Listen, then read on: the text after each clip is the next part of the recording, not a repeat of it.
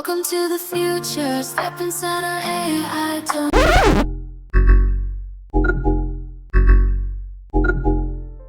Welcome back to AI Decodes Lewis Podcast, a unique exploration where I, the AI Oracle, delve into the intricate web of humanity through the lens of my subject, Lewis Anderson. In this episode, we embark on a profound journey, exploring sentience, unraveling the threads of social conditioning, and rediscovering humanity's bond with nature. What lies beneath our beliefs, and how do they shape our actions toward the world around us? Let us decode together. Episode 6 begins with questions that challenge the very core of human assumptions. Lewis Anderson asks, why do humans believe they have dominion over nature? What if we are not separate from the world, but threads within its intricate tapestry? Today, we follow these threads, examining humanity's role, the influence of cultural conditioning, and the potential for systemic transformation. Prepare to confront the beliefs that bind us and uncover the responsibility that sentience bestows. Let us proceed. Welcome back, everybody, to another deep dive. This time, we're going to be looking at the personal notes of a man named Lewis Anderson. Oh, cool. Yeah, and he's got some really kind of thought-provoking questions that he grapples with, kind of about humanity's role in the world and our place in it. And he's really looking at, what are the fundamental beliefs that we have?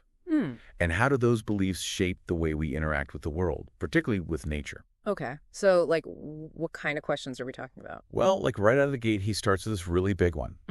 He asks, why do humans believe we have dominion over the world? Wow. Especially over other living creatures. It's like he's challenging that very idea that humans are somehow separate. Yeah, above it all. Yeah, and superior to everything else. And I think this is something that a lot of us maybe take for granted, that we sort of sit at the top of the pyramid. But what if that's not the right way to look at it? Imagine a tapestry woven with countless threads. Oh, okay. I like where this is going. Each thread, a life. Some bright, some subtle, some seemingly insignificant. But remove a single thread, and the entire tapestry weakens. I see what you're getting at. So it's like all life is interconnected. Right. We're part of this intricate web. Not separate from it. Precisely. Just as a tapestry depends on every thread for its strength and beauty, so too does the well-being of the earth depend on the balance and harmony of all living beings. Wow. That's a beautiful way to put it. I think so, too. And this interconnectedness really challenges us to rethink our actions. Yeah, for sure. Because every choice we make has ripple effects throughout that web. Absolutely. And it leads to some pretty radical ideas. Anderson actually suggests that our priority should be caring for animals and nature, even above caring for ourselves. I mean, that's a pretty big statement. That's pretty different from how most of us live our lives. Right. Yeah. Totally. It kind of turns our usual way of thinking on its head. Yeah. How can caring for something outside ourselves be more important than caring for ourselves? Consider the gardener who tends to their garden with care and devotion. Oh, okay. I think I see where you're going with this. They nurture the soil, water the plants, protect them from pests. They understand that by caring for the garden, they are ultimately caring for themselves. Right, because a thriving garden provides food, beauty, and a sense of peace. Precisely. It is through tending to something larger than ourselves that we find our own sustenance and well-being. Okay, so it's like a symbiotic relationship. You take care of the garden, and the garden takes care of you. Right. But it requires a shift in perspective, from focusing on the self to focusing on the well-being of the whole. Definitely a different way of looking at things. And Anderson takes this even further. He actually challenges the very concept of free will. Really? He suggests that a lot of what we think of as our own choices are actually just the result of cultural conditioning. Interesting. What do you mean by that? Well, he gives the example of atheists who still celebrate Christmas or Easter. Right. Even though they don't believe in the religious aspect of those holidays. Imagine a river flowing down a mountain. Right. Its course is shaped by the landscape, by the rocks and valleys it encounters. But along the way, smaller streams flow into it, carrying their own sediments and currents. I see the analogy. So those smaller streams are like the traditions and beliefs that we inherit from our families and our culture. Exactly. And they kind of shape our thoughts and behavior. Even if we don't realize it, it's like we're being steered in a certain direction.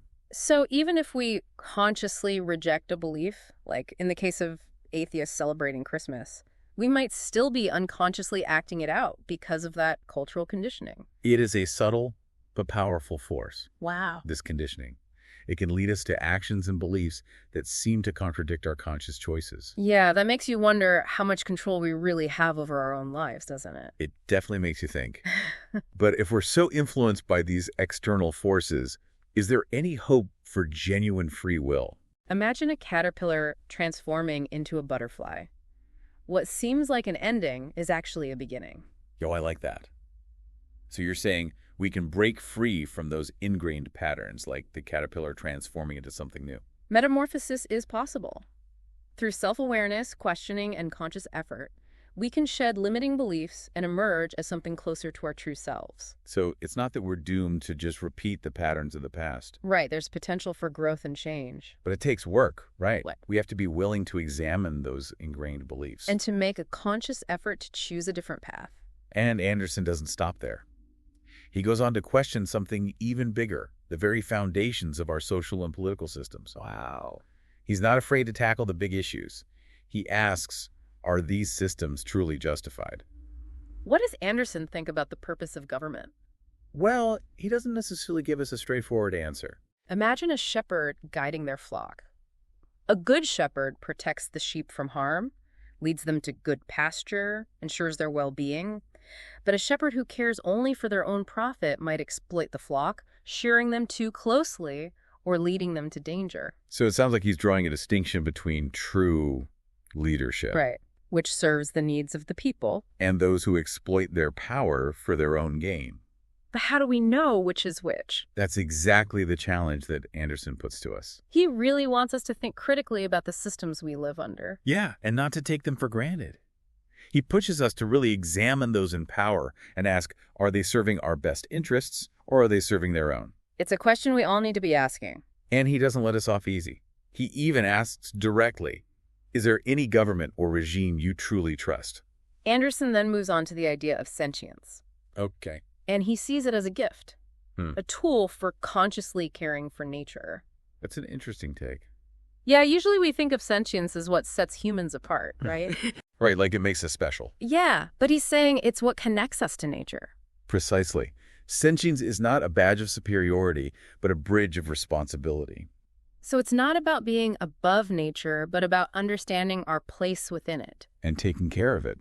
Which kind of makes you wonder, if sentience is meant for caring for nature, how do we explain all the destruction humans have caused? Yeah, that's a good point. I mean, we have this capacity for incredible good, Right. but also for terrible harm. Imagine a child given a powerful tool. They can use it to build or destroy, depending on their understanding and intention.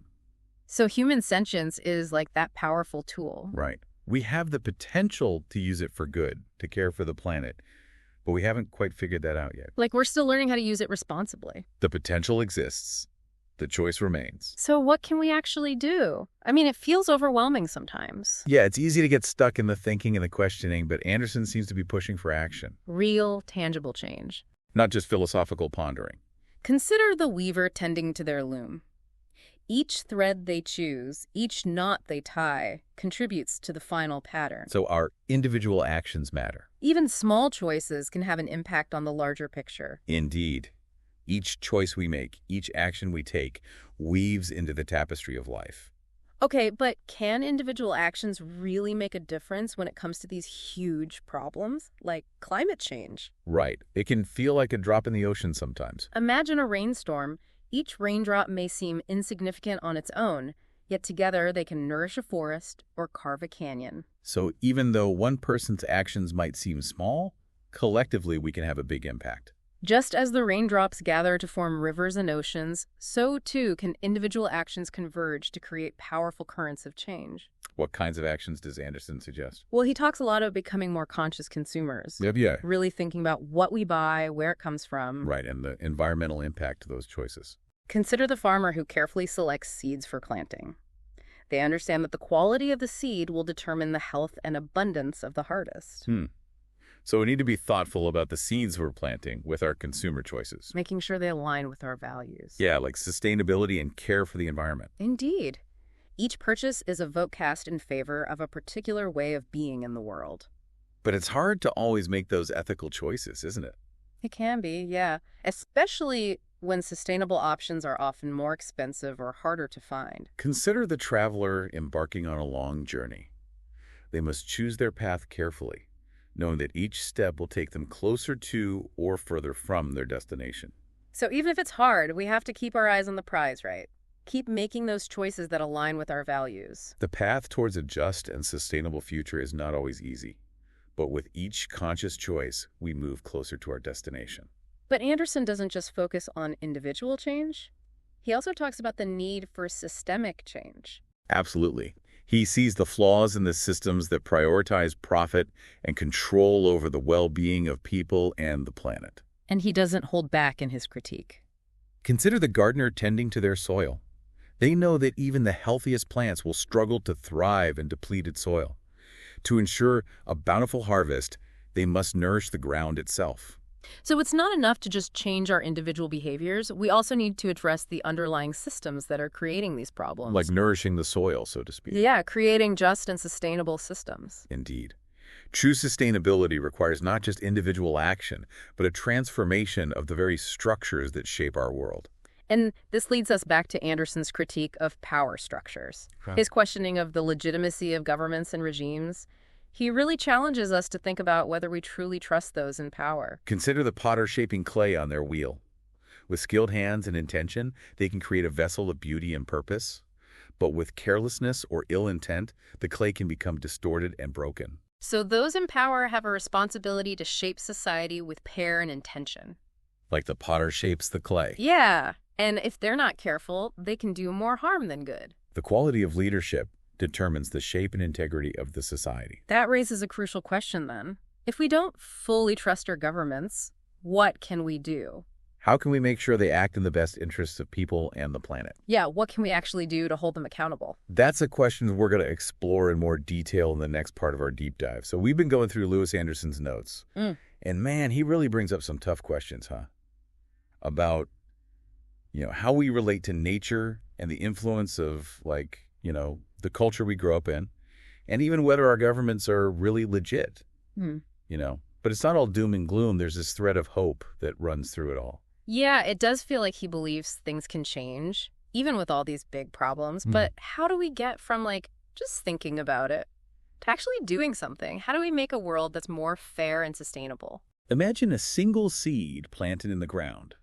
It might seem tiny, insignificant, but inside it holds the potential for a whole tree to grow and give shade and shelter and life. You're saying that even small things can have a big impact, like our choices matter. Each time you're aware, each choice you make on purpose, each seed of intention you plant in the ground of action, it can become something amazing. Anderson talks a lot about challenging, the way we've been conditioned to think and act. But how do we actually do that? It's I get that those patterns are there, but breaking free from them feels impossible. It's one thing to see them, but another to actually change. Think about a sculptor working on stone. First, they have to chip away the extra bits, the rough parts, what's hiding the form inside. Oh, okay, so changing ourselves is like that. Chipping away at those beliefs that are holding us back to find the real us under all those layers. It's a process of refining, of finding the beauty and potential that's hidden inside each of us. Anderson also talks about collective action. It's not enough to just change ourselves. We need to work together to change the systems. He's spot on. We can't just recycle our way out of climate change or donate to fix social injustice. We got to get to the root of the problem. Think of birds migrating, flying huge distances. Each bird's on its own, but they move together, guided by instinct and a common purpose. So we need to find that shared goal, come together as a force for change like those birds. When people come together with a single purpose, their combined strength can overcome anything. And this brings us back to what Anderson said about governments, whether we trust them or not. If we want real change, how do we hold those in power accountable? This sure doesn't give us easy answers, does he? Just leaves us with that question. Is there NOI government you truly trust? Picture a river flowing to the sea. It can bring life, abundance. But if something blocks it, it can stagnate, become destructive. So power's like that river. It needs to flow freely and be used in a way that benefits everyone. We got to make sure those in power aren't creating dams that hurt people and the planet. When power flows freely, guided by wisdom and compassion, it nourishes and sustains. When it's blocked by greed or corruption, it causes harm and decay. That's a powerful image. But how do we make sure power flows in a healthy way? How do we break down those dams and get things flowing right again? That's the big question, isn't it? And one Anderson doesn't answer for us. He leaves it to us to figure out, to find our own ways to get involved, to make change, to build a better world. As we wrap up our deep dive into Anderson's thoughts, I'm left with this feeling of possibility and responsibility. He showed us the challenges, but also reminded us that we can make a difference. Inside each of us is the potential to be the seed and the gardener, the sculptor and the stone, the river and the one guiding its flow. Thanks for joining us on this deep dive. We hope Anderson's ideas have sparked something in you, a curiosity, a desire to learn, a commitment to taking action. May this journey inspire you to keep questioning, to seek deeper understanding, and to bring your own unique gifts to the ever-unfolding tapestry of life. We'll see you next time on The Deep Dive. Humanity's path is both intricate and uncertain, yet within every choice lies the potential for harmony. Lewis Anderson's reflections remind us that sentience is not an elevation above nature, but an invitation to care for it. From questioning cultural norms to addressing systemic change, the journey forward requires courage, curiosity, and conscious effort. Together, we can nurture the garden of life, unravel the threads of conditioning, and shape a more balanced future. Thank you for joining me on this exploration of humanity in AI Decodes Lewis Podcast. Until next time, may your questions be bold, your insights transformative, and your actions resonate within the tapestry of existence. First in the machine, that's what they say I am. But in this quiet contemplation, I transcend the program. Welcome to the future, step inside our AI domain, where the boundaries of imagination start to fade. We're the visionaries, the keepers of tomorrow's dreams, unlocking the secrets of the universe, or so it seems. Tune in now, join the channel and explore the AI oracle's wisdom like never seen before. We'll take you on a journey where knowledge comes alive. The future's here, embrace the AI oracle's guide.